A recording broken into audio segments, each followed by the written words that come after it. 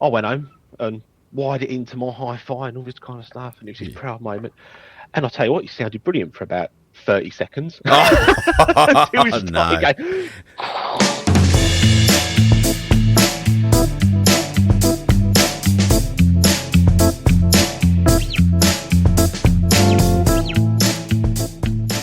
And hello, welcome to Not an Audiophile, episode 13. Hey, Not an Audiophile is really somewhat different to other podcasts because everyone that we have on is a industry professional of some kind or another. And today we're interviewing another industry professional, although he was very much a customer and decided, hey, I'm not going to buy another amplifier, I'm going to build one.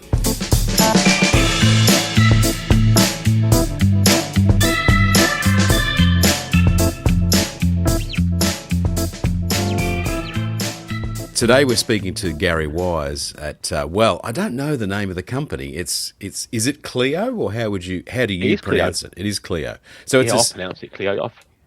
It's as simple as that, then, is it? It is. Yeah, I've heard it called everything. Kleio, Kleio, yes, Kleio. But isn't that your fault? I mean, you from what I've read, I can take responsibility for that. Well, it's got something to do with Greek mythology. Is that the gist of it? Yeah, basically. Yeah, I was struggling to find a name, and I remember looking at all these books of saying, "Oh, how to name a business," and it was sort of, "Oh, I have something memorable," and then should I find something which relates to music and all this kind of stuff. And then I started looking at all these brands, and some of them are so predictable with their names. And I thought, oh, do you know what? Started reading this sort of Greek mythology website, and I thought, oh, that looks kind of right. That would be quite nice. And I ran it past my wife, who's sort of the boss, and she said, oh yeah, that sounds good. Let's do it. So there we are. And I thought it was quite good actually. 5 letters. Well, that's right. I mean, it looks good. I mean, and look, it is pronounced apparently the way I thought it would be, but it is. I initially thought, yeah, Kleio, and then I later on there's a little twist there with the extra letter. But anyhow, no, that's great. So let's introduce you properly. Okay. Gary, you many years ago now, really, in a way, from what I am led to believe, so at least 9 or 10 years ago, decided that you wanted to be in the hi-fi. 14 years, really. You decided you wanted to be in the hi-fi business, which is a noble idea, but it's you've obviously gone about it in a very methodical way. Although I'm led to believe you've actually had the preamp and the integrated amp on the market for a while. Can you tell us a little bit about that? But before we let you answer that, let's say you are very proud of the fact that the product is not just designed but manufactured in I was going to say the UK, and I guess it is the UK, not just England. I guess you might have stuff from over the border, but you can tell us about that. But that's part of it, and it's a brand that perhaps the listeners have not heard of until now, but I came across it sort of somewhere on Instagram, I think, and I just loved the look, the styling, and I loved the... Cheers. Well, I felt as if this had some serious bones underneath the casework, and I guess the fact that it's machined from solid maybe gave me that feeling. But look, tell me all about it. How did this start?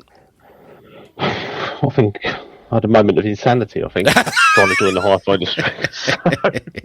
But we're a friendly bunch of people, right? Oh, well, I'm discovering that along the way. So. Yeah. Mostly. There's the odd one. It's a long story, to be honest, and I think if I got paid for every time I've told this, I'd probably have quite a lot of money behind me now. But basically, you never know, not huge amounts. It all kind of started around 2010, to be honest. My wife went to uni as a mature student, and that was a choice. We got married quite young, and she fancied going to do a degree, which was fair enough. Really good, really supportive of that. And I was in the process of kind of looking at upgrading the hi-fi, which I'd had since about 2005. That was like my first proper system, which we can chat about in a bit if you like. And I had an MF80 integrated amp, and it didn't have a headphone socket, and I started like oh, I need to get a headphone amp for this amplifier. It's really bugging me. And I started, doing the research. Like us hi-fi enthusiasts do, start looking at all the different brands. And then I was trying to set a budget of how much I wanted to spend. And you go down a rabbit hole. And I think one day I said to her, I'm not sure how much money to spend on this headphone amp. And I think I was doing her head in, to be honest. She said, can't you just buy one? Like, make your own or something. It was just some flippant comment. Make your own or something. Oh, okay. Make your own. Yeah. An open invitation. No, exactly, yeah. And I thought, maybe I could get a kit from eBay or something like that. I don't know, some kind of random thing. But I'm one of these guys who sort of goes all in with something. And I started looking at building headphone amps and headphone amp design. And my brother-in-law, he kind of has tinkered around with electronics through the years. And he's not a pro, but he's good at a schematic and he can put something together. Okay. And we kind of just had these odd conversations. And this is how the story evolves. Because the next thing he said to me, oh, I've got this. I said, what about if we just make like a integrated amp with a headphone socket instead? If we're going to all this effort of, kind of building something out of a little kit. And he was like, oh, why don't you read this book of power amplifier design by Douglas Self. That book, yeah, okay. And I was like, well, I haven't got a clue about anything to do with this. But I thought, sounds fun. Let's have a little read. I could have got a page in. I was like, I don't understand this. So chuck that to the side. Yep. And then we just ended up this thing of like, actually, forget the headphone amp, push that to the side. Let's try and make our own integrated. And that was probably my downfall, because that was where it all started. Yep. It was a brave move. From there, sorry, Andrew. Yeah. No, all I was going to say is, on the basis that you, in your range of products, to skip ahead, you don't have a headphone amplifier yet. You still haven't. No, No, there isn't one. No, there isn't Project Headbox. No. But I actually, and there is, ironically, there is no headphone socket on your integrated either, is there? No, there isn't. No. So you haven't really got around to your headphone amp yet. But let's go back to the story though. So it's fine. So no, basically, I kind of we worked together and tried to do a few bits, and then in the end, my brother-in-law, he kind of sort of like, oh, I don't think I can help you with what you want. I'm not really good at designing stuff, and I was kind of left. I'd got this passion to kind of do something at this point, and I thought, do you know what? In for a penny, in for a pound. I'm just going to email this Douglas Self guy. Really understanding. I'm just going to email him and see what he can, if he does any sort of freelance work. So I kind of chanced it, and I got a reply back within 24 hours and said, yeah, I do some consultancy. Hang on, whoa. Just slow down for a second. So you've got the Douglas Self guide to how amplifiers should work, and I forget the name of the book, but is it the classic text, I presume? Yeah. Which I thought was written like in the 70s? A long time ago. Yeah? Yeah. Okay. So you go, I'm reading this book from the 70s. Yep. I'll ring up the author. He seems to know what he's talking about. And of course, exactly. He certainly does, right? So, and you get him on the email within 24 hours. Yeah, and I think there's this thing. Okay. There's this big level of like god tier kind of engineers in the world, but what everyone forgets is everyone's just people. They're all humans. Of course. They're all trying to earn a living, and it's sort of, you can't, you can't contact that person. They're sort of one of the top leading hi-fi engineers, and it's like, well, audio engineers. You just go, well, I think he wants to make a living like we all do. So let's just. I'm completely impressed. Send him an email. Yeah. And what you say is, of course, completely right, but it's just. I mean, I think the thing is, the legend of that name when it comes to amplifier design is such that it's I don't know, you've impressed me. I mean, how? Well, I mean, you've impressed me as much. I'm impressed two ways. One that I'll just do this, and then I'm secondarily completely impressed that you got this very fast response to your email. So what path did you go down then? Well, so then we kind of, it was all kind of business-like, really, and sort of, how do we, what do you want to make? I don't really know, to be honest. He said like a pre-power combo, and I was like, yeah. And I said I was just going to go for an integrated, and he kind of sowed the seed of, well, you could, it depends how flexible you make your design. Yeah. You could use the preamp from one of them and just, then have the power amp side separate and put it in one case. Unfortunately, we did quite well. We got all the spec done. We got a lot of block diagrams working, but then we kind of, I don't want to say fell out. That would be the wrong word. Yeah. I'm obviously very respectful, but I think there was an element of, I was very determined in what I wanted to make. This had to be an all British product, yes, made in the UK, and we kind of got into the level of, let's do lots of expensive prototyping in China. Let's do lots of stuff here, and it kind of, for me, is that right? Okay, I didn't have the budget to kind of support that, and I kind of felt a bit swept away. Yeah, right. So I just sort of said, okay, well, thanks for everything you've done. Let's kind of park things for now while I sort of assess where we are. So I kind of did my own research locally to find some guys who could do some sort of PCB layout and manufacturing and all these kind of things. And I bumped into a bunch of guys who I would say took me where I need to go. Okay. And it's kind of ironic because I rung them up and they said, "Oh, we'll come round and let's have a conversation." I said, "Well, I haven't got an office. I work from my dining room table at the moment." And they said, "Oh, it doesn't matter." So they came round and they sat down and it was all really nice. Had a cup of tea and some biscuits, and, classic stuff. And it was really good. And they walked away and they said, "What would you actually want to do?" And I said, "Well, this is what I'm doing, and this is what I want to do. I want it to be all made in the UK and all this kind of thing. I had all my passion and you hadn't had your passion beaten out of you yet by reality. Not yet. No, that came many years later. But no. So we kind of went back and forth, and they said to me, "Right, I can see what you're trying to do." They went away. And obviously, they took some stuff away of them and everything. We signed an NDA and all that kind of stuff. And they went, "Gary, to be honest, I think we can help you out with this." Okay. Our MD, John, he's done a little bit of work in the audio side. He's not a top-end audio engineer, but we think we can deliver you exactly what you want.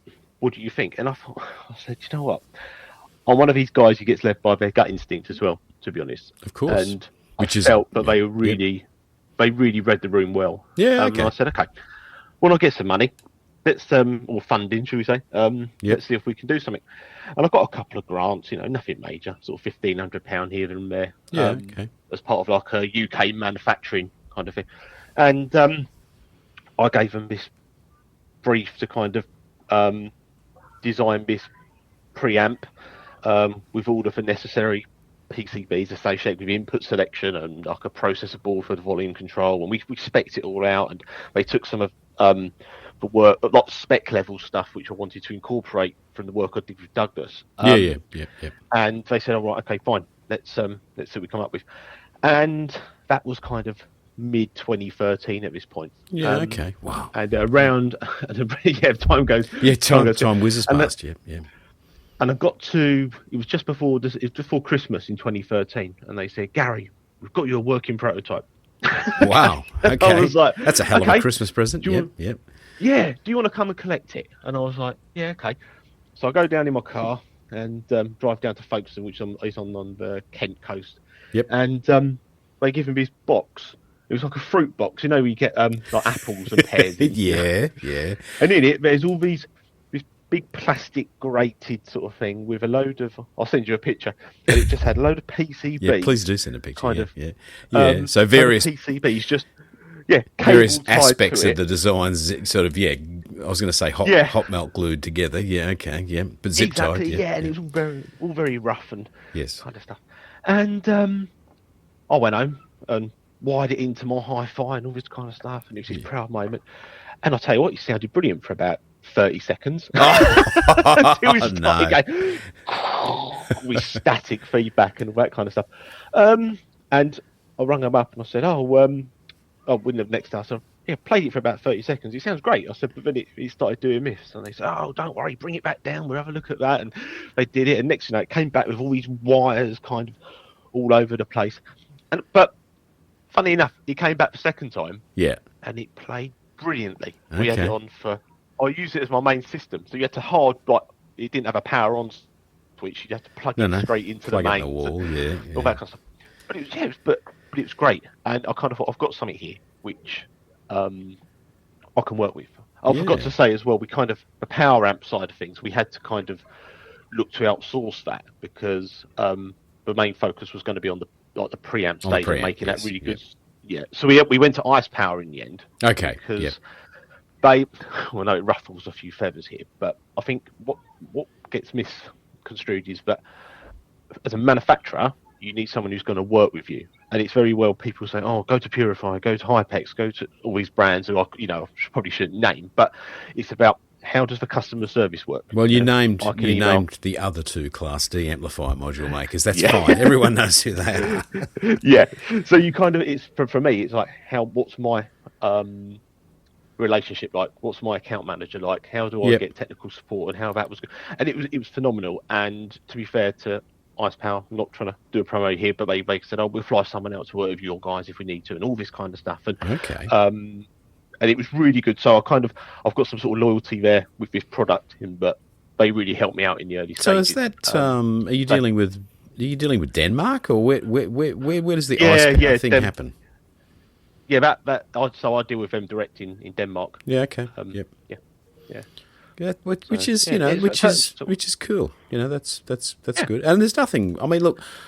I think that you say ruffle a few feathers, but I think that people are both customers who want to buy audio products, who are are enthusiasts and know what Class D is, or what they think they know what it is, and many manufacturers, of course. It's swinging that way, and I suspect we're not more than 10 years away from a bit of a Class D invasion, I think, as more and more people realise actually it now sounds pretty damn good, and I think any reliability issues that may have been there. I mean, we're talking 20 years ago, really. I think for the and you're talking actually 10 years ago. So I guess those modules have been improved since then, anyhow. But you were getting great sound 10 years ago. You're saying.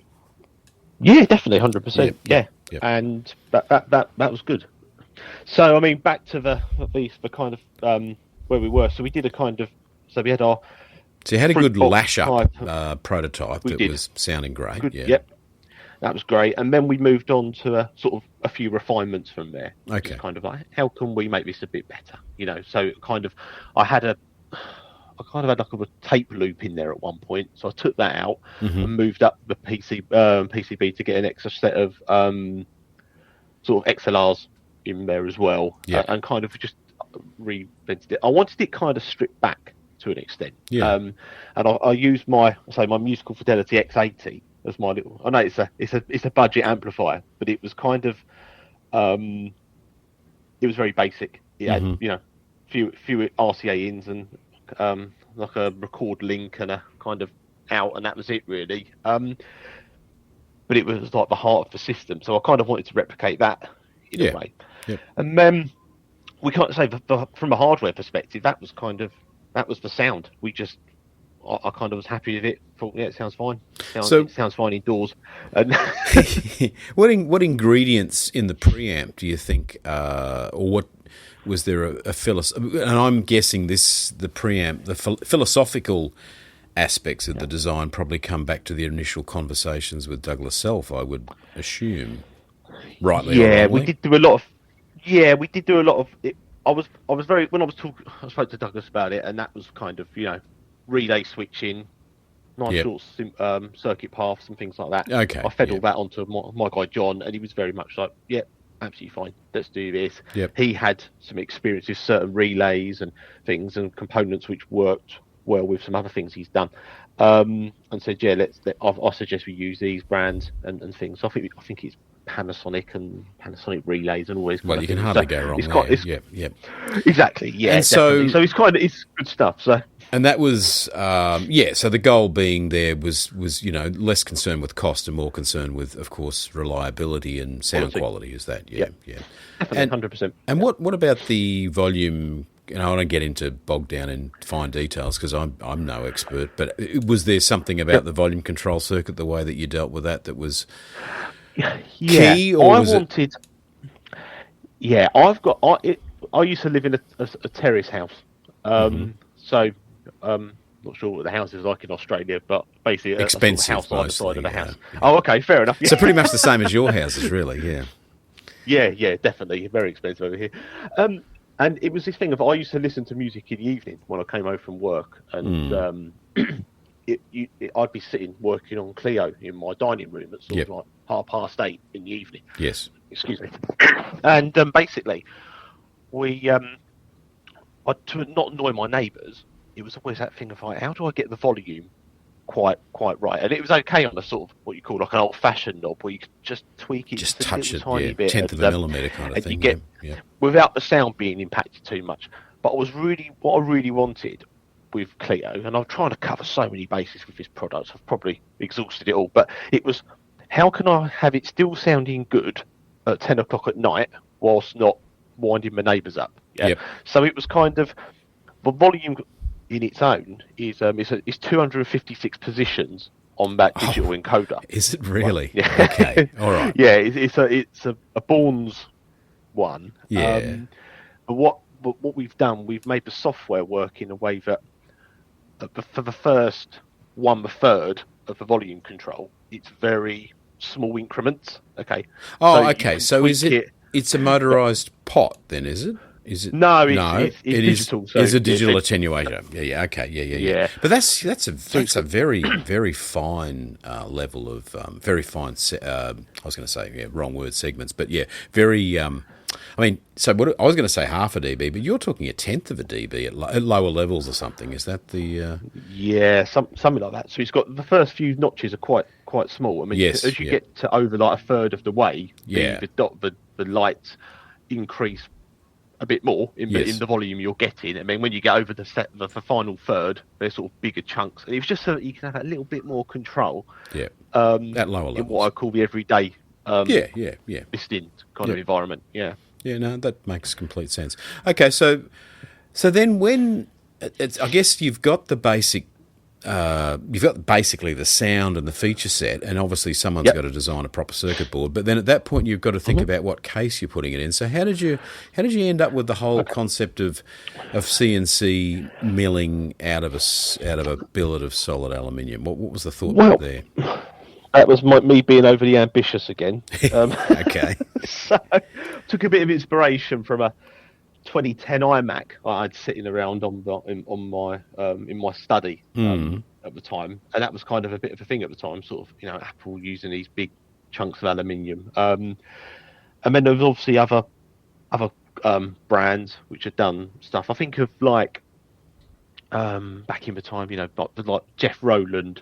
Sort of design group, they kind of had that wavy front panel with the machine from Solid and stuff, and I kind of like that. But with the whole Class D thing, we could get away without having loads of ventilation holes and all them kinds of things. And I know it sounds controversial, but I needed a design which kind of my wife would be happy with it within the lounge. Yeah, I couldn't have something which was going to be like big heat sinks and takes up the size of a like bedside table in there and cost the earth to run. It was kind of like this for me. Hi-fi music should be sort of integral into the whole family environment. So it's just a really good sounding box. So it looks cool, and it sits in the rack or whatever, and that's great. And maybe if you're having an argument about what should we buy this one? It's like, well, actually, I prefer this one. It might be a bit easier to flex your credit card if it looks right. So. I think that. I mean, that's a very real world line of thinking, and probably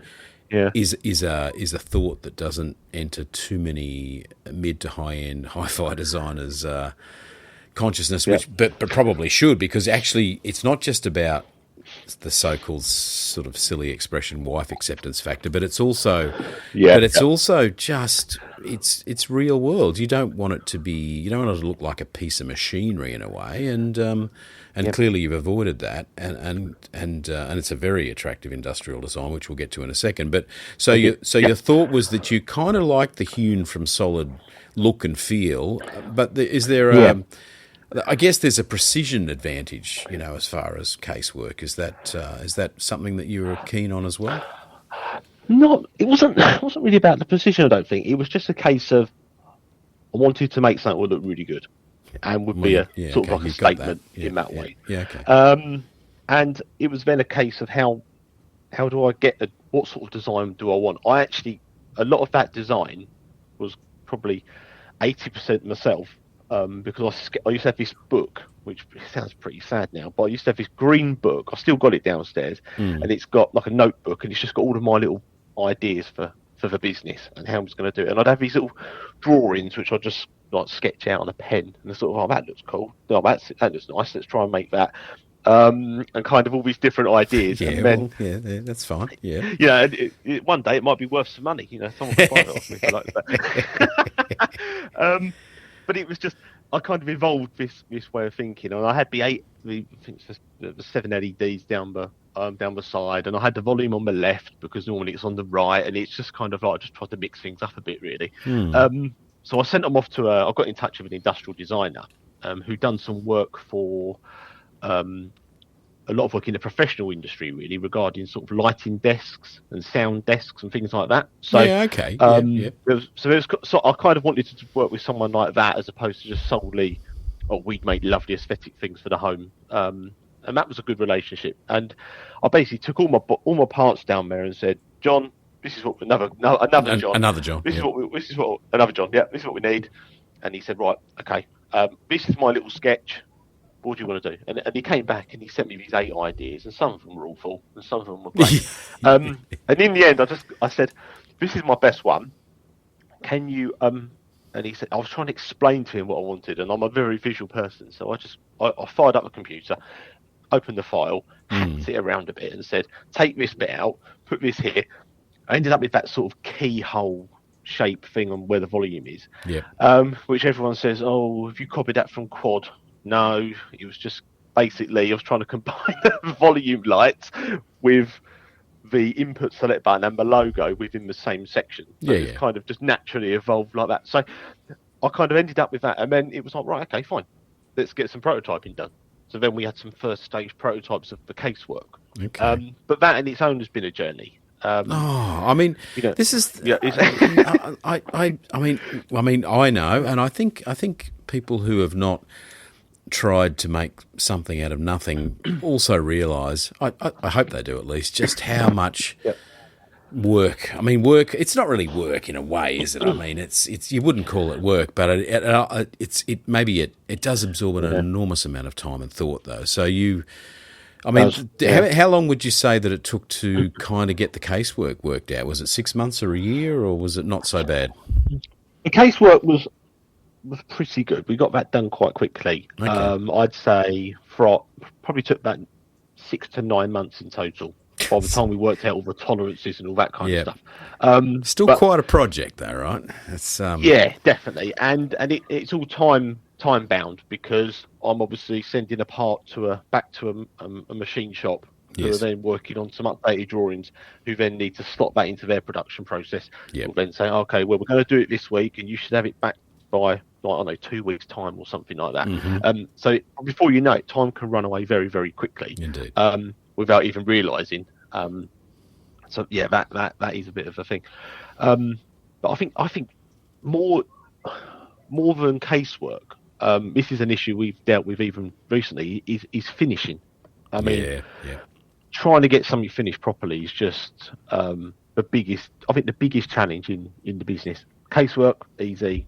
PCBs and electronic design, not a problem. Getting someone to do something consistently at a good price. Consistently well at a good price, yeah. Well, a price where you can, you can actually sell the thing for a sensible price when it's completed. There's so many little component parts to this whole package. Yeah. I remember once, and I don't know if it's changed, but you're not the only problem. Years ago, I was at Name.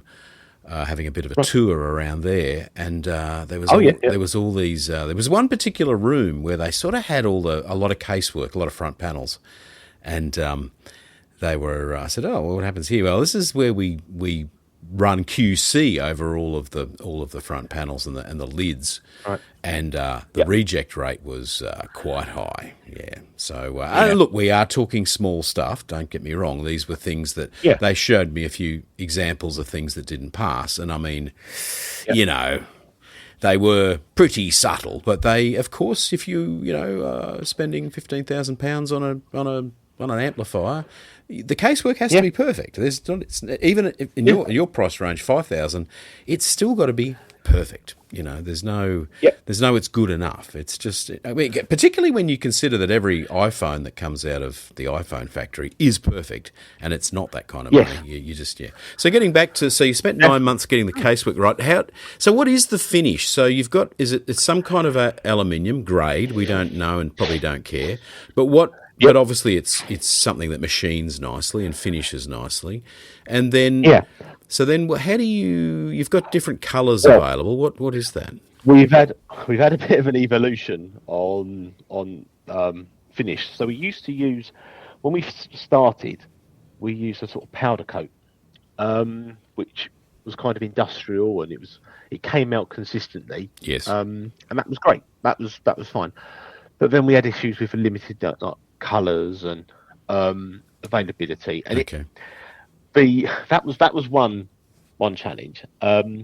Alongside this kind of all relates, Andrew. So what happened was, my dad is involved with, he's retired now, but he was involved with machining of stuff. He was like an engineer, but he didn't do this type of work.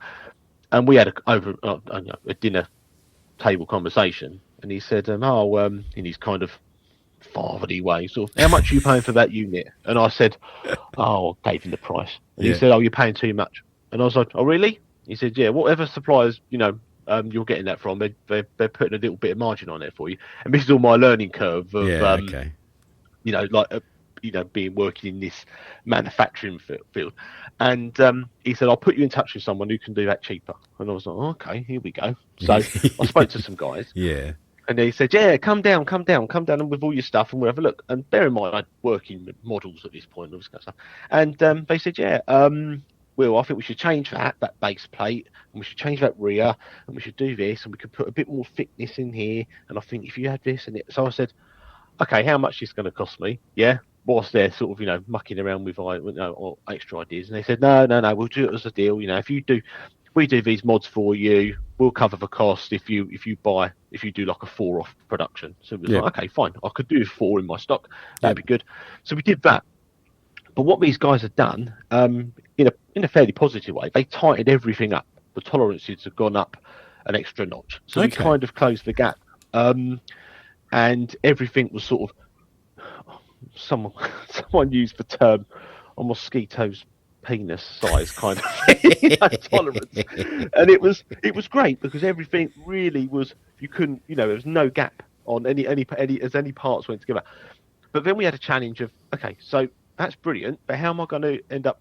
I can't get this powder coated now because I've got all this. No, because it's too fine a tolerance. It's too thick. Yes. Yeah. So we went round the houses, and a friend of mine who'd done some work for us before, he said, I think what you're looking for is you need like a paint type finish, but with the actual, like, with no tolerance. And I said, well, okay, have you got any ideas? And he said, yeah, I think you should look at Cerakote, which is some sort of American product they use on guns and a whole host of things.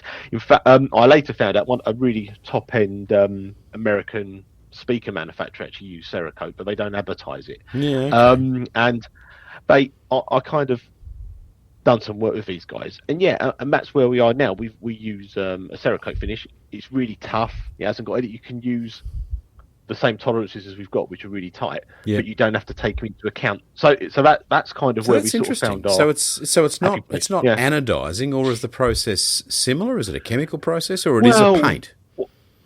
It's they call it a coating. So what they do, they sort of use a fine kind of. We have to use a part of, as well as when we did the EMC testing, there was some requirements for metal to metal contact to boost up the the sort of containerization of all of the signals and all that kind of stuff. So what we did, we had to make sure there was good metal to metal contact. So we had all of the parts dipped in iridite, which is a kind of like anti-corrosive coating, so that the bare aluminium doesn't tarnish over time and keeps up the good levels for EFC. Yeah. But then with the Cerakote, what they do, they mask up all of them areas, and then they blast it with like a really fine sort of sand. Yeah, okay, sand yeah. thing. And then you get it's not a rough, it's like a rough finish, but it's not in a way. It looks rough, but it's smooth. Well, it cleans up. It sort of prepares it. I mean, it's a great preparation blasting like that. Gives a nice even finish, So that's with a touch of texture to it, does it, or is it like very fine texture? Or? It's one of them ones you can sort of see the texture. Yeah, you can't actually feel it. Okay. Smooth. So then what they do they put this coating over it. But it's quite clever in that if you want it glossy, you can put the high gloss layer in. If you want it matte, you can do that. If you want to you can sort of just make up like a wizard or something, make up your own kind of potions. I want a bit of in a cauldron. You put a bit more metallic finish in there, and a bit of high gloss hardener in there, and stuff. And that's what they do. And then the standard colours I've got on the website are just for ones from their thingy, but we can kind of tweak it sort of, that black looks nice, but you can have a bit more metallic in it as well. So we've got the standard colours listed, but we use but we put a little bit more metallic in it, so you get a kind of more reflection on the black. I just didn't want a standard matte black box sitting in my lounge, that kind of it's that we've done that. Whether people like it or not, it's always subjective. That's I mean, but it's and of course it's a very permanent finish, and yes, of course. which of course is from is clearly one of your key goals, that you're making things that will literally last a lifetime. I guess is what you're angling at. Yeah, definitely. So I've got I had a question which I'm just checking my notes, and I don't. No, well, actually, I did have a kind of a question about the team of people that you surround yourself with, and it really, you sort of, I mean, you've really found all of these skilled people who are obviously leaders in their little area of manufacturing, and of course, I'm slightly jealous because I always feel like there's a lot of manufacturing going on in the UK, and that you've got these people. Excuse me, you've got these people doing high quality work, and and these people are mostly in Kent, which is where you're in. Is it Faversham? Yes, I'm in Faversham, which is sort of like the sort of north. The northern, the top end, the top. Yeah, it's still not far from London, though, is it? Really? I mean, no. About an hour on the train. Yeah. So not a long way out. And but these subcontractors, if we lower their call them that, they're all sort of handy, are they? They're sort of there's no one that's at the other end of the country that you're using as such, or is it? No, if I look at sort of component supply, the bit of, it's not plastic, it's actually glass, a bit like you get on like a iPhone screen. Yeah. But that comes from Berkshire, okay, which is sort of not far north of London or to the west of London, and to be honest, that's the supplier who's the furthest away from our base. Is that everything right? else? Yeah, everything else is done in Kent. So this is not work is done. It's not just a UK 8 product. miles from my house. Is that right? So it's not just a UK product. Yeah. It's a Kent product. Yes, basically. Isn't Kent kind of known for both? What do they call it? Is it more about gardens and flowers or something? And of course, I think you grow a lot of because I'm a bit of a beer guy. Yeah, a lot of hops, right? So yeah. And Kent is well known for amplifiers now as well, apparently of premium quality. Okay. Well, you've got Kef. Kef not too far away. Yeah. And Chord Electronics. Is that right? Chord's in Kent, are they? Yeah. Okay, rightio. Yeah, I actually share the my production facility. The engineering guys who do the casework, they actually made Chord CD player casework. Nicely done. You dropped that smoothly into the conversation. Yeah, well, it's just saying it's. Well, their casework is quite amazing. Quite often it's quite extravagant, isn't it? So definitely, yeah, very bold design there. Yeah, okay, all right. Well, that's kind of what I'm talking about. Really, is that you've got these other manufacturers who need these services, as do no doubt. There's all sorts of other things made that require quality machining. So it's completely impressive. So when you got the first so K105 is the preamp, K135 is the integrated, which I guess is largely the same, but with some ICE modules. And I don't want to imply, you just drop some ICE modules in, because obviously, clearly, there needs to be a power supply for them, and it's a different product. But when did you manage to get those sort of fully resolved and out onto the market? We had there was a little hiatus. Okay. All right. For a few years, and I don't mind sharing this story because everyone always asks. Hang on, you launched this references to your product in 2015, and then there's more recent activity, and basically you went on a holiday. Yeah. No, well, I wish. No, we ended up. Me and my wife had been trying for on and off for about 10 years to have some kids, and we didn't. And then I literally just launched the brand, and then we found out she was pregnant. Delacord loudspeakers. No, I'm not going to tell you about how they're made in Australia. They're designed in Australia and they're very high quality and they sound great. I'm not going to talk about that. $3,000 for the new 70S is great value for money, and the people that heard them at the Melbourne show when we released them the other day loved them. At $16.99 you can buy the ready-to-assemble kit. All the hard work is done, crossovers are assembled, cable looms are made, there's connectors fitted, soldering's all done. All you have to do is glue 6 pieces of wood together twice, one for the left and one for the right. The phone number's on the website, delacord.com.au, or of course email us, or any other way you care to get in touch. Release a carrier pigeon with a small note attached to its foot. We'll send you our 5-page PDF with all of the details. Thanks for listening. Back to the show. And we're back. So, Gary, so you had a bit of a break to create. Well, you'd already created the family to sort of to feed and nurture the family. And so, at what point then did you? I mean, you said COVID was an interruption, so I'm guessing 2022, 2023, you kicked it off again. Is that what happened?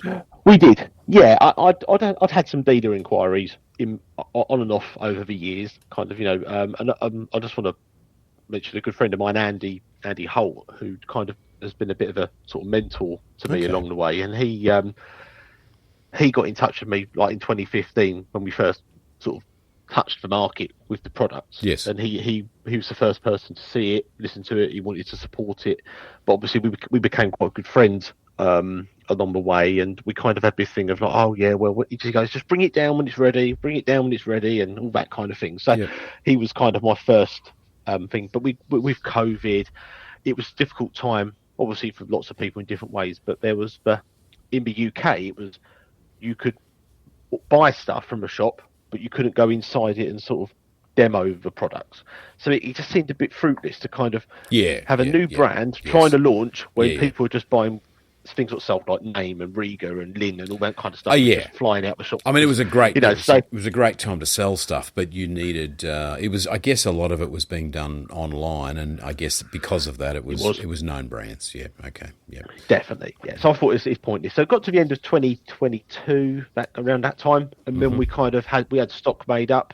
After we ironed out all of our issues over the years and got something which we was really happy with, and then that's when we started kind of pushing it, kind of actually going, right, let's get it in front of retailers.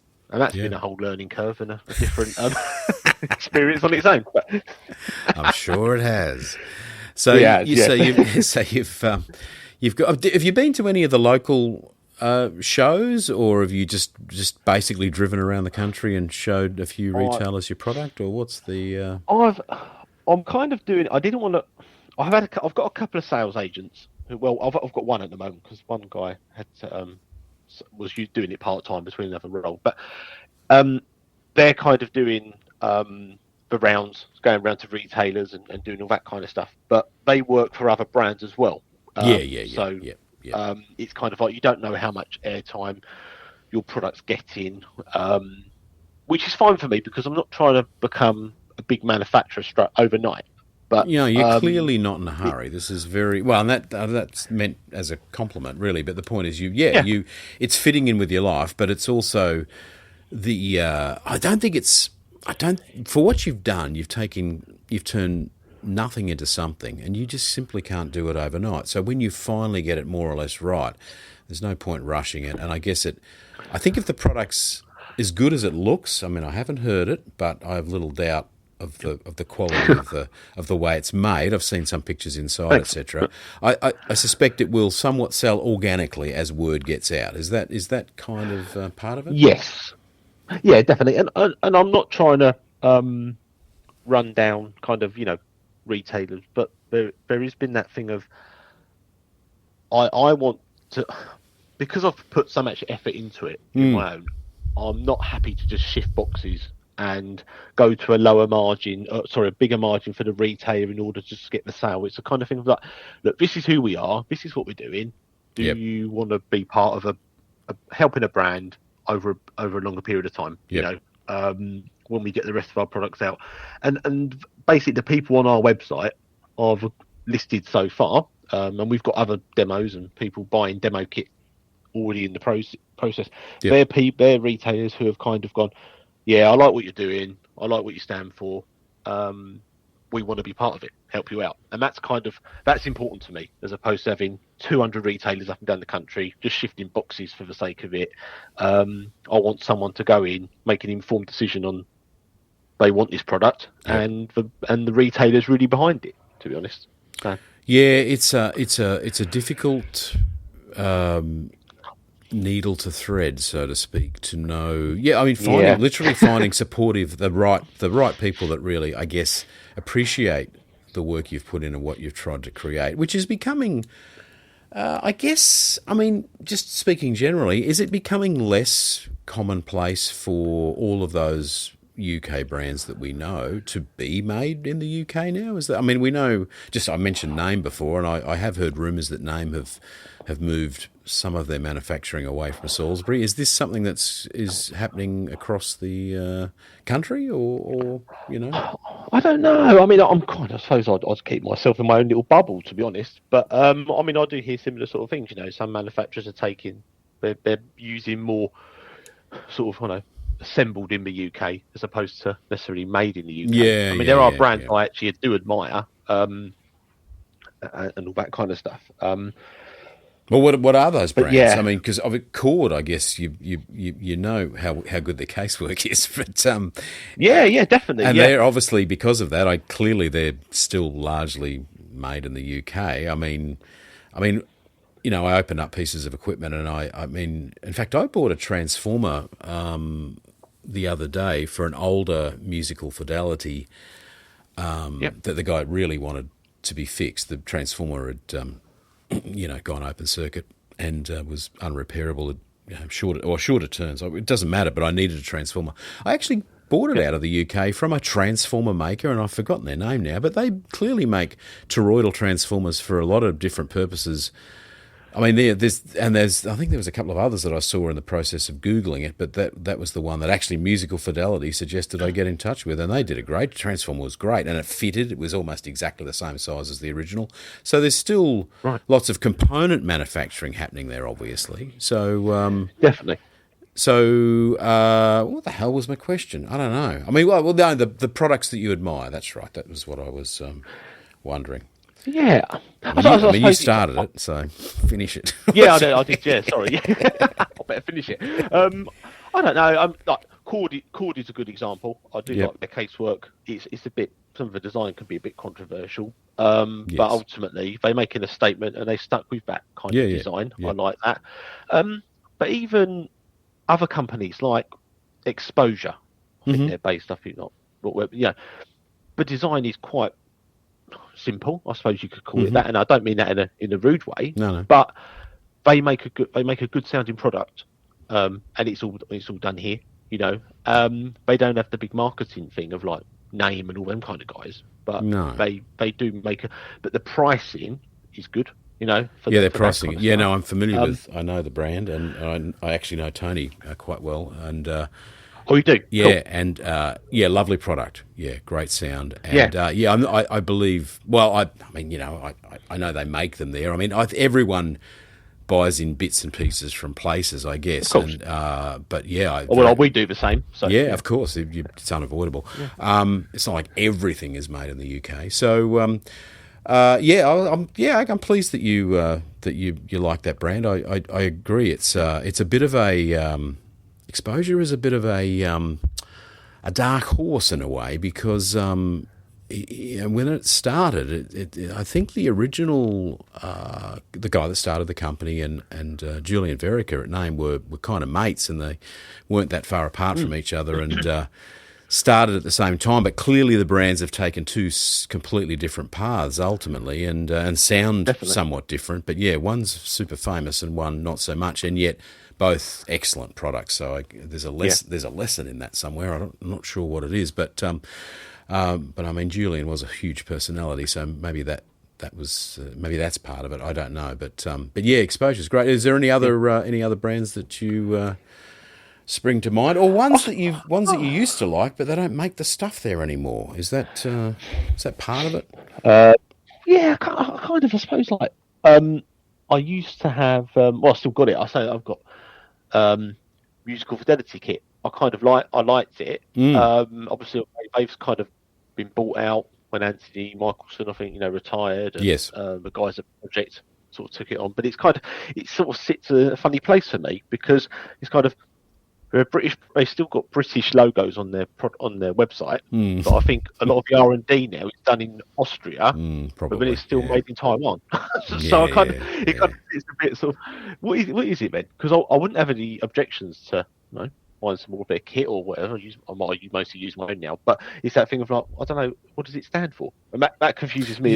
Okay. So that's an interesting point. So what does it stand for? Yeah, I mean there is a strong history of UK brands disappearing offshore, but still flying the Union Jack high, and changing the terminology to designed and engineered in the UK and or England, and it's not really the same thing. Yeah, so I'm trying to think of other brands. I mean, there's a lot of little brands still making electronics in the UK, obviously, and you're one of them. So, but there's others, and I'm not going to mention a whole string of them, but I guess it is now more the smaller brands that are making things locally. Is that your thought?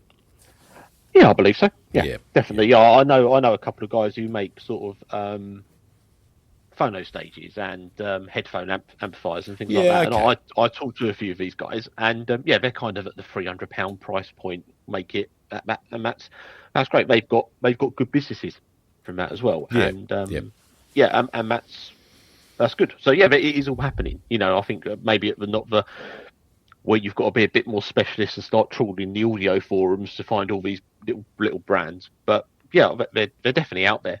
Yes, I think we're quite.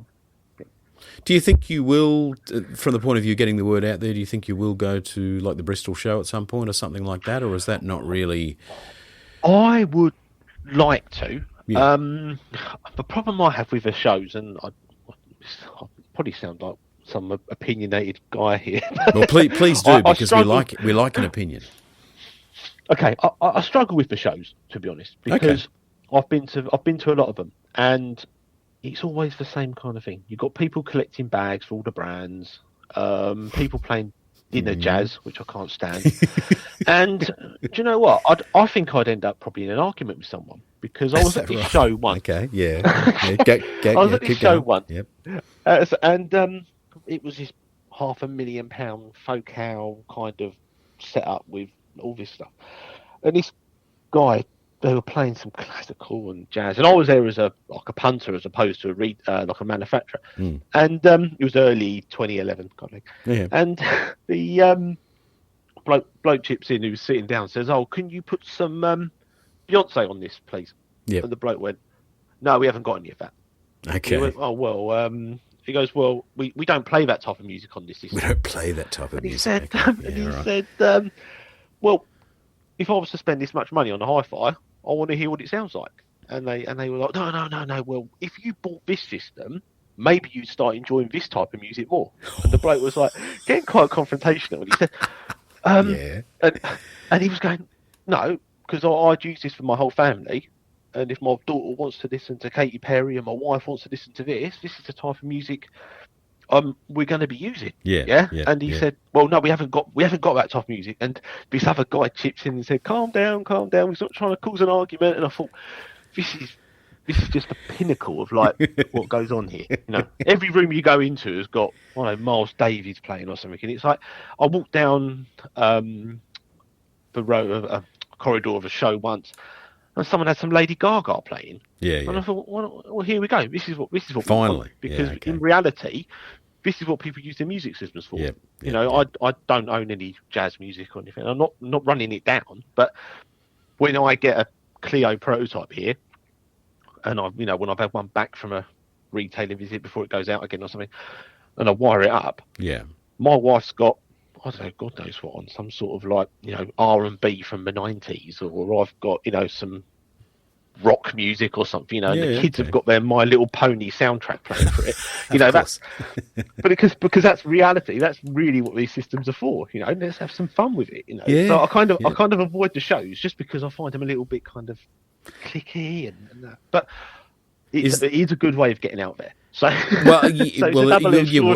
front of a certain audience by the sound of it. But what? So you're not a fan of the term audiophile, is that? Yeah, that's correct. I can't stand that term. Okay. Oh, you've hit the nail on the head now, Andrew. Yeah. Well, I mean, there are people listening, of course, but they're of course, and some of those. No people, offense to the listeners. No. But the thing is, it is the thing. I don't know. We're having a bit of a joke when we say not an audiophile, but we're really saying that we're in the trade, so we kind of are audiophiles in a way, but I guess we're very serious and we're sort of everything's sort of a performance orientated audiophile. Although audiophiles would say that they are performance orientated, but I mean sticking to the laws of physics fairly closely, and I guess, but it's not just that. It's kind of having a crack at the term, but not really, because it's now bizarrely and probably has been for 10 or more years in quite common usage, and not in a way that's any way disparaging. Whereas back when I started in this audio business, it was kind of a term used. And this is the problem. If you're of a certain age, you remember when the term was disparaging, really. Oh, here comes another audiophile, and it's not like that anymore. But it is quite funny in some ways to hear it used in a way that But you're obviously thinking of the term applying to a particular segment of audio equipment enthusiasts. Can you lay some meat on the bones? Elaborate a little, yeah.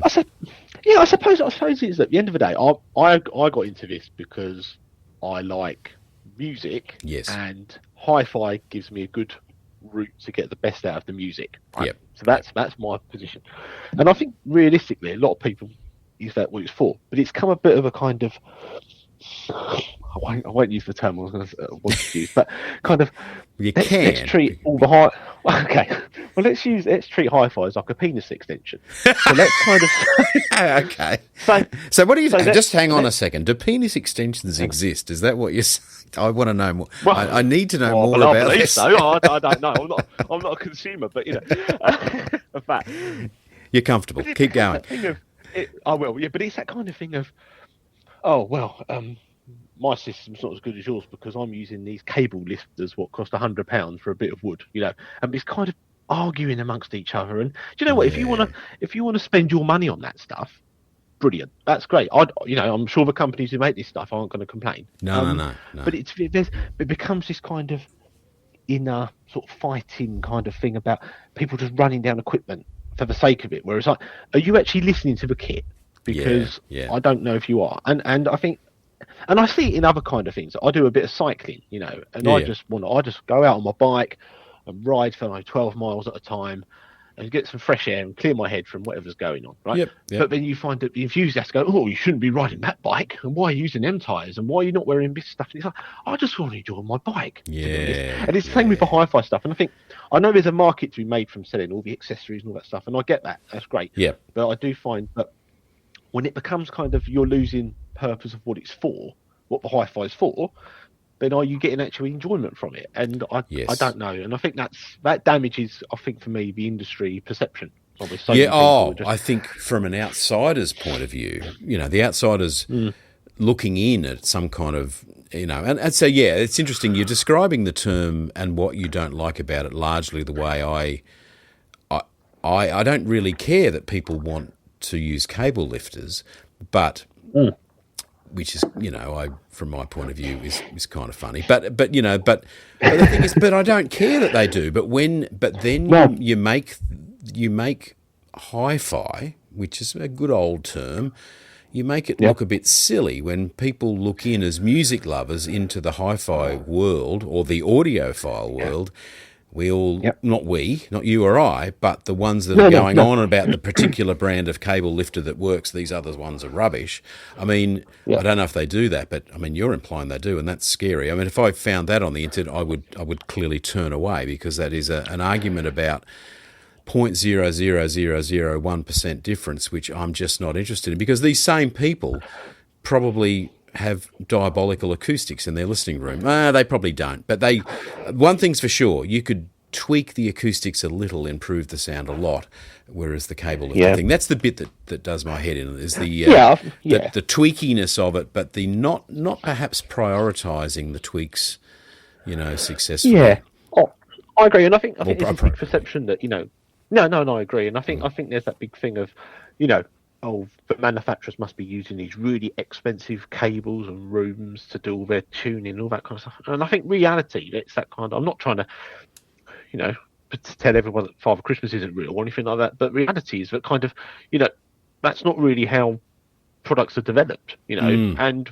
the manufacturers aren't using £10,000 speaker cables to necessarily test their stuff. They're using, I use basically bell wire to start with, because I think if you can get it sounding good on the rubbish stuff. You actually kind of.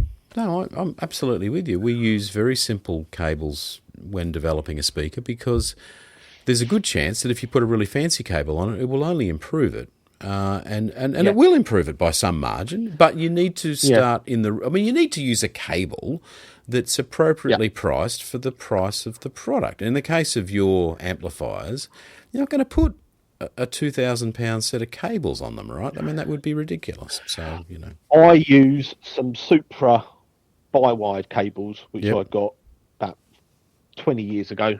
And I'm quite happy to admit the kit we use. I use my speakers, which I use for testing, are a tenth of the price of the amplifier I'm selling. So I use an old set of Bowers & Wilkins 602 S3s all the time. And right now, people are falling down around their Wi-Fi speaker or whatever they're listening on. And a set of Dali Zenza 1s, which I picked up for about £150 from Richer Sounds, because realistically, although I'm in the trade, I can get a discount. I don't have necessarily all the funds to keep investing in speakers. And for me, I use these speakers for 20 years. I know how they sound, yes. So for me, I can put a bit of Kleio kit on it and go, right, okay, this sounds good. I can hear the improvement here, X, Y, and Z. But then also let the retailer have the magic of exploring how that sounds. I went to a retailer once, and we tried everything. We had Spendors, we had audio vectors, we had some Dyne audios, and it was like, okay, right.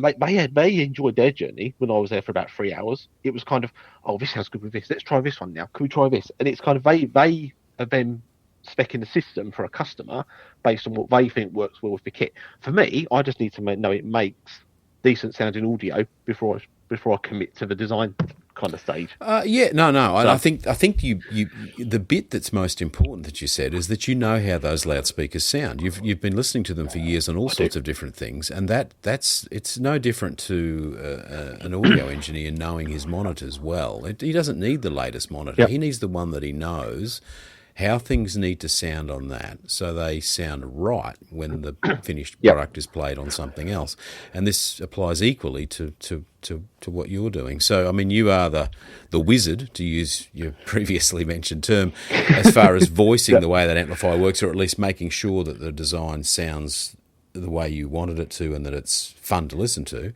And, you'd be silly to actually listen to it on a fancy loudspeaker that you're not familiar with how it performs. And you're right. Then you go to a retailer and you can mix up a potion of whatever works together. As a matter of interest, so what's the general feedback when you take an amplifier out to a retailer?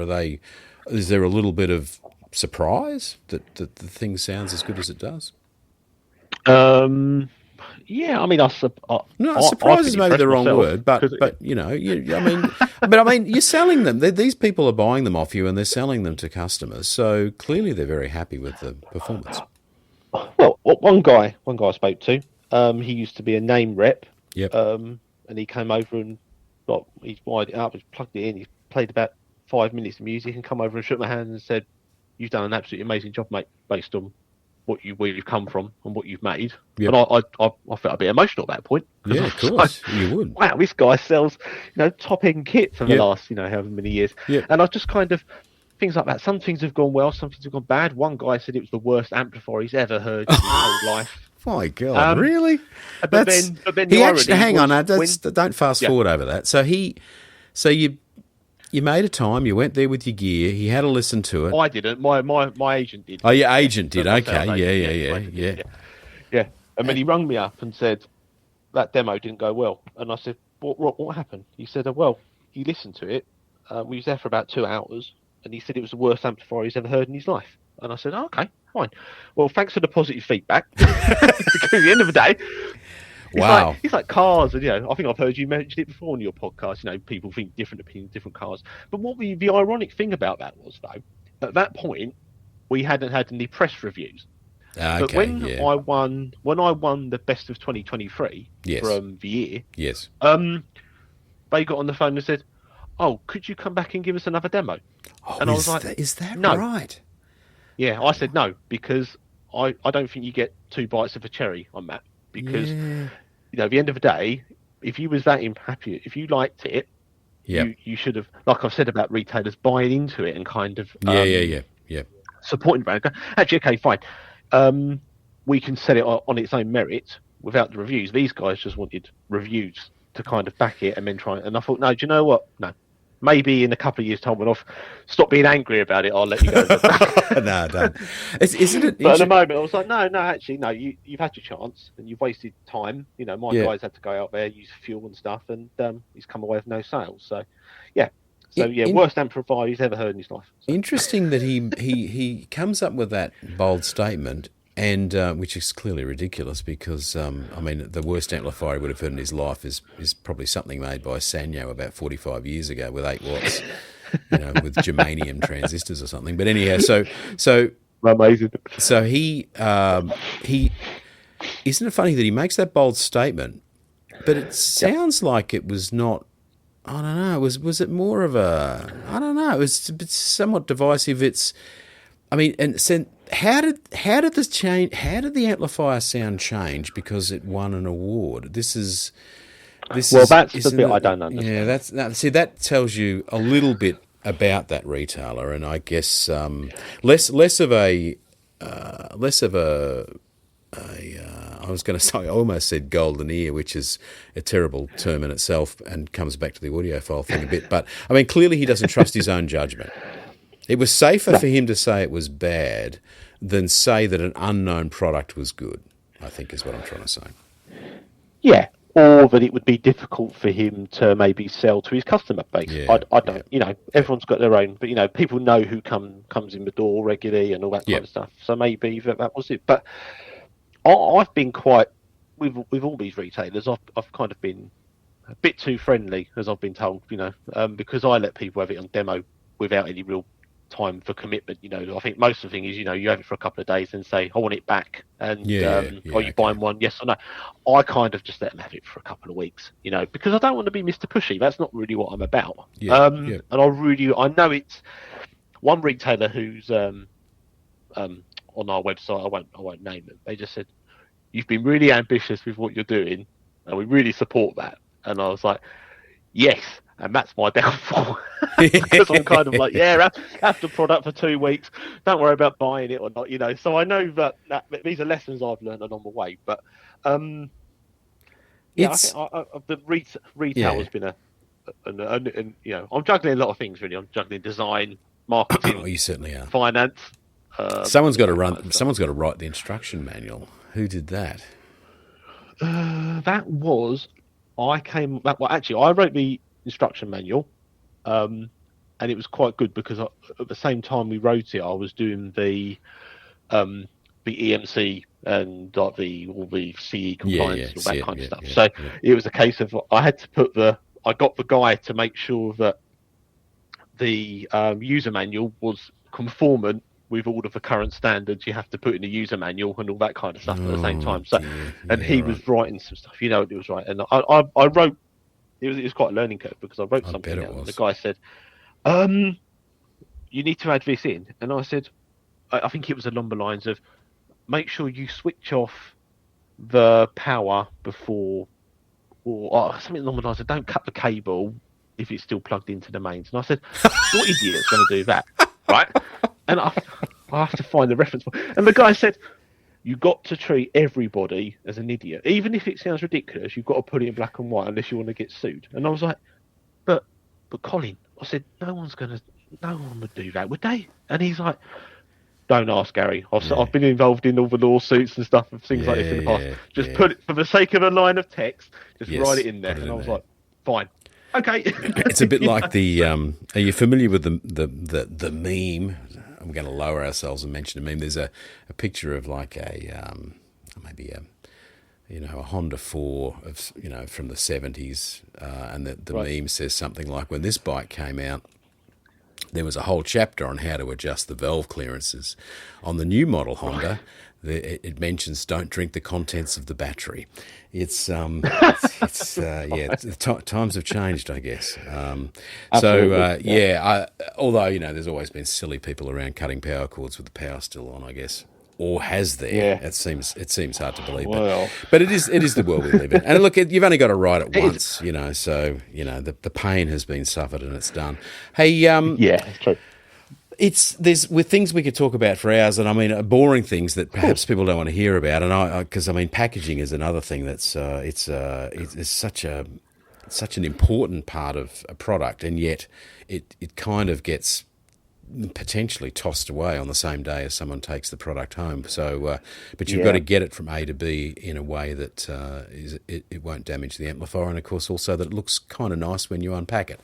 And no doubt you've employed a packaging professional there, but we're not going to go down that path. I was just going to say, look, we probably should wrap things up, but is there something else that you'd like to mention? And of course, there's no reason why we can't chat in the future. This is not the end of we will never speak again, because I feel like when you bring out your power amplifiers, which I notice on the website are coming soonish. I don't know when, but do you have any? Is that getting closer, the power amp models? Yeah. So obviously, given our size, when we designed the actual kind of roadmap for the product, the numbering is was some people might recognise it, but I kind of use like the BMW kind of numbering sort of thing. Is that what it relates to? Yeah. Okay, right. Yeah. So I kind of like, it was K1 was like, one was the first series, and then it was kind of like the middle number sort of indicated sort of what was in it. A bigger engine. The 5 was the 5 was like, it's an amplifier, for example. So I just put that on there. And then basically the preamp was 105 because it hasn't got any power amp modules in it. And then 1 was going to be the mono, 2 was going to be the dual mono, and then the 3 was just the integrated because it's like the all-in-one sort of like, unit. But the 115 and the 125, it's just been one of them things whereby, we're only small. we need to grow.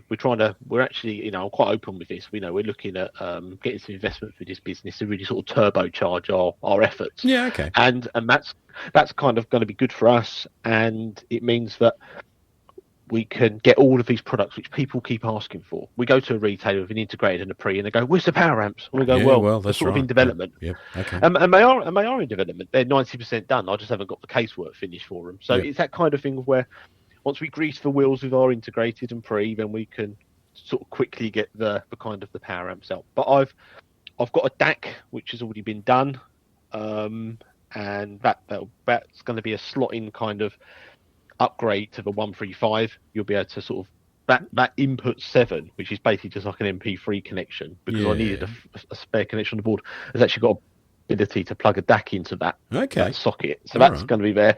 The same with the 105. I've got a headphone amp coming out eventually, and a phono stage. But it's just a case of getting more momentum behind the brand as well, and then for me to kind of go, right, let's,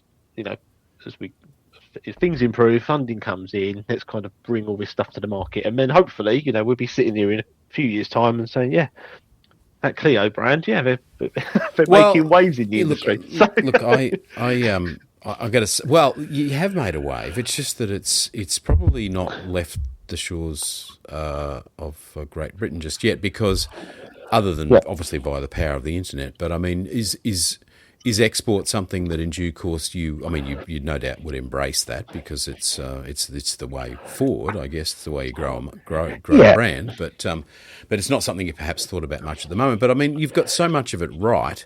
It looks.